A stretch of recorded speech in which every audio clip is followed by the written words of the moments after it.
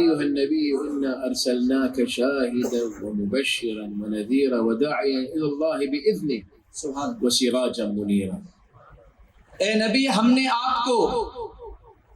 हमने आपको भेजा है दाई बनाकर, गवाह बनाकर, हमने आपको गवाह बनाकर और खुशखबरी सुनाने वाला और डराने वाला, और हमने आपको दाई अपने इज़्न से दावत दीन इस्लाम देने वाला बनाकर अपने इज़्न के साथ भेजा है, और आपको हमने रोशन सिराज यानी रोशन दिया बनाकर भेजा है।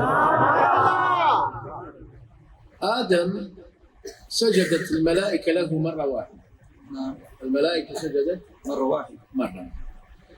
الله سبحانه وتعالى خص صفوة الخلق المصطفى صلى الله عليه وسلم بقوله إن الله وملائكته يصلون على النبي يا أيها الذين آمنوا صلوا عليه وسلموا تسليما اللهم صل وسلم على ذاته وصفاته.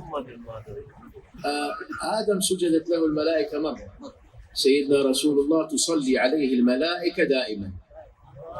هذا واحد. आप फरमाते हैं कि अब आपको ये पता चलेगा कि मलाइका के लिए अल्लाह ने जो इंसान के लिए दरवाजा खोला कि वो समझे मैं क्यों तुम्हें उनके सजदे के लिए कहता हूं कि वो क्या होगा। उसमें भी जो इंतखाब आदम के बाद जो आला किया वो क्या था।